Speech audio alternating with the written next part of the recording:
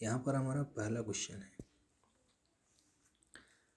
सुनीता हमेशा परिणामों के बारे में सोचे बिना जो करना चाहती है या फिर करती हैं, इसलिए सिमन फ्राइड के अनुसार प्रभुत्व है। तो यहाँ पर ऑप्शन है हमारे सामने आईडी, रक्त, अहम और सुपर ईगो। तो यहाँ पर इसका आंसर हम लगाएंगे आईडी पर और नेक्स्ट करेंगे। दूसरा क्वेश्चन आता है हमारे पास, आइसनेक द्वारा पहचाने गए दो मुख्य व्यक्तित्व अंतर हैं, बहिर्मुखता, अंतर्मुखता और मनोविशुद्धता या स्थिरता। दूसरा ऑप्शन है निराशावाद, आशावाद और पर्याप्तता या फिर असुरक्षा। तीसरा ऑप्शन है बहिर्मुखता, अंतर्मुखता और चतुरता और असुरक्षा। अगला ऑप्शन है मनोविशुद्धता, स्थिरता और आशावाद, और अगला है निराशावाद। तो यहाँ पर आइसनेक द्वारा जो मुख्य व्यक्तित्व अंतर है ये बहिर्मुखता है। देन हम नेक्स्ट करेंगे तीसरा क्वेश्चन, व्यक्तित्व का कौन सा आयाम अंतर्मुखता बहिर्मुखता द्वारा दर्शाया गया है, प्रेरणा, गुण, चरित्र, स्वभाव। तो अंतर्मुखता बहिर्मुखता ये गुण होते हैं, इसलिए हम लगाएंगे second option. Next fourth question number 4, व्यक्तित्व प्रकार और उनके प्रस्तावों की सूची नीचे दी गई है। इसमें व्यक्तित्व प्रकार, अंतर्मुखी, बहिर्मुखी और प्रस्ताव के नाम इधर दे रखे हैं। तो यहाँ पर इसमें अंतर्मुखी, बहिर्मुखी ये जंग के द्वारा दिया गया है। उसके बाद सैद्धांतिक, आर्थिक और सौंदर्यबोध, तो ये दिया गया है स्पेंजर के द्वारा। मौखिक, कामुक, गुदा और जननांग, तो कामुक ये फ्राइड के द्वारा दिया गया है। और पाइकनिक, एस्टेनिक, एथलेटिक, डिस्प्लास्टिक ये हमारे क्रेचमर के द्वारा दिया गया। तो यहाँ पर ऑप्शन ए वाले में 4 जंग, बी वाले में 3rd, तो ये ऑप्शन हमारा 4th नंबर का और 3 नंबर का मिल रहा है। सी वाले में देख लेते हैं मौखिक, कामुक, इसमें सेकंड आएगा फ्राइड, तो 4th ऑप्शन अपना राइट रहेगा। देन नेक्स्ट करते हैं 5th क्वेश्चन, पहले विश्व युद्ध के दौरान व्यक्तित्व आविष्कारकों की आवश्यकता महसूस की गई, इसमें से कौन सा व्यापक रूप से एक व्यक्तित्व आविष्कार है, केटल का 16 पीएफ स्केल, ब्लूम का वर्गीकरण, केटल का 18 पीएफ स्केल और केटल स्केल। तो यहाँ पर 16 पीएफ स्केल के नाम से हम जानते हैं, तो पहला ऑप्शन सही रहेगा। अगला 6 नंबर का क्वेश्चन है, निम्नलिखित में से किस मनोवैज्ञानिक के अनुसार व्यक्तित्व की संरचना विभिन्न प्रकार के अनेक शील गुणों से मिलकर बनी होती है, W.H.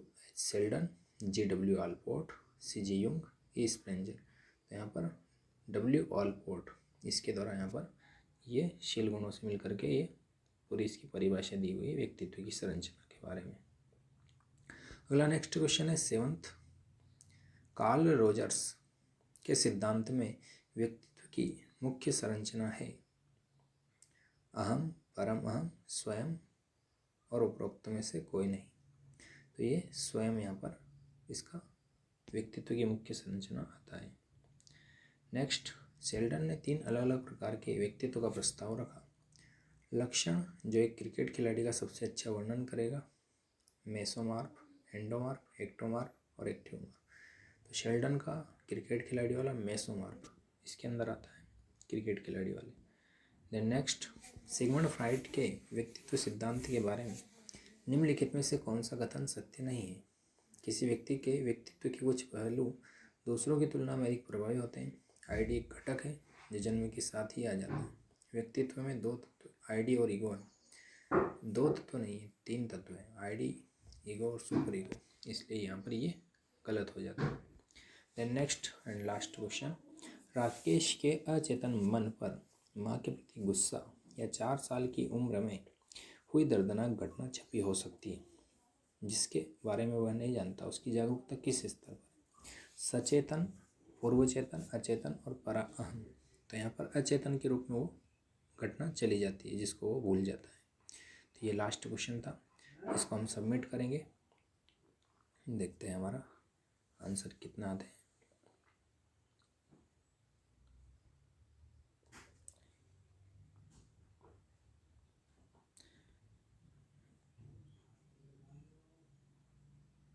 ये शायद मेरे को लगता है कि टोटल 10 मिनट होने के बाद ही ये पूरा क्लियर होगा। Submit test. ओके, 10 आंसर दिए हमने। यहाँ पर देखते हैं कितने आंसर आते हैं।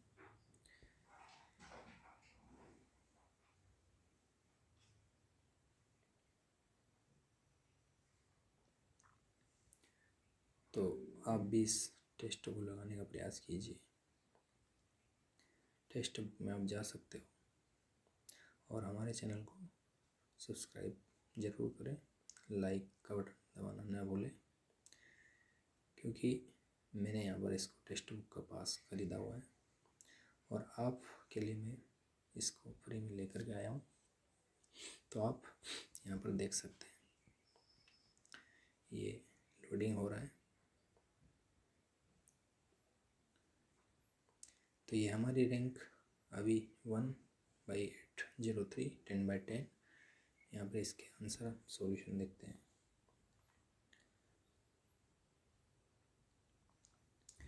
तो ये सुनीता हमेशा परिणाम के बारे में सोचती है, इसका प्रभुत्व आईडी है। देन नेक्स्ट हम करते हैं। तो नेक्स्ट क्वेश्चन आता है, जो हमारा क्वेश्चन था आइसनिक वाला।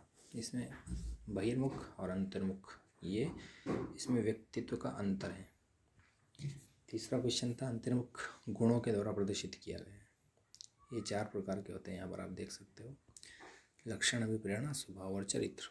तो गुणों के अंदर आता है अंतर्मुख, बहिर्मुख। अभिप्रेरणा के अंदर आप लक्ष्य को निर्देशित करते हुए, और स्वभाव के अंदर आपका स्वभाव कैसा है, चिड़चिड़ापन, घबराहट, प्रसन्नता। और चरित्र में आपका नैतिक गुण आते हैं। तो ये 4 प्रकार से आते हैं। तो अंतर्मुख बहिर्मुख गुणों के अंदर आता है। और हमने ये देखा था अंतर्मुखी और बहिर्मुखी किसने दिया, जंग ने दिया। तो ये आप देख सकते हो, ये 4th इसका ऑप्शन राइट है। देन नेक्स्ट क्वेश्चन, यहाँ पर पहले विश्व युद्ध के दौरान आविष्कारों की आवश्यकता जो महसूस की गई थी, केटल का 16 pf स्केल। देन नेक्स्ट आप छठा देख सकते हैं, निम्नलिखित में से किस मनोवैज्ञानिक के अनुसार व्यक्तित्व की संरचना विभिन्न प्रकार के अनेक शीलगुणों से, तो ये आलपोर्ट के अनुसार बनी हुई होती है। कार्ल रोजर्स के सिद्धांत में व्यक्तित्व स्वयं की मुख्य संरचना है। शेल्डन, ये मेसोमॉर्फ। आप देख सकते हो 3 अलग अलग प्रकार के यहाँ पर दिए गए हैं, एक एंडोमॉर्फी, एक मेसोमॉर्फी और एक एक्टोमॉर्फी। तो एंडोमॉर्फी में आपके यहाँ पर स्वभाव से जो कट्टर रहते हैं और कुछ बुद्धिमान रहते हैं, उसको यहाँ पर एंडोमॉर्फी कहा जाता है। जो गोल आकार के होते हैं, छोटे और फैटी होते हैं। मेसोमॉर्फी, यहाँ पर ये लोग मांसपेशियों के प्रकार हैं, जिसमें यहाँ पर आप जोखिम लेने वाले व्यक्ति और खिलाड़ी जो खेलने वाले, जोखिम, मेसोमॉर्फी कहते हैं। और एक्टोमॉर्फी जो लंबे होते हैं और पतले होते हैं, इनको यहाँ पर शेल्डन ने सेरेब्रोनिया कहा। ये दूसरों से दूर रहना पसंद भी करते हैं। तो इस प्रकार से आप ये सारणी देख सकते हो, एंडोमॉर्फी, मेसोमॉर्फी, एक्टोमॉर्फी का।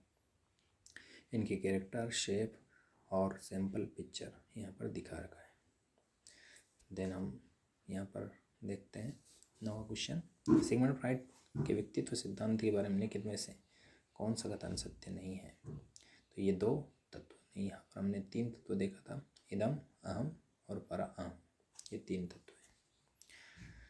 देन नेक्स्ट हमारा लास्ट प्रश्न, राकेश के अचेतन मन पर माँ के प्रति गुस्सा या फिर कुछ दर्दनाक घटना जो अचेतन के रूप में आती है। तो इस प्रकार से ये हमारा वीडियो यहाँ पर हम समाप्त करते हैं। Thank you for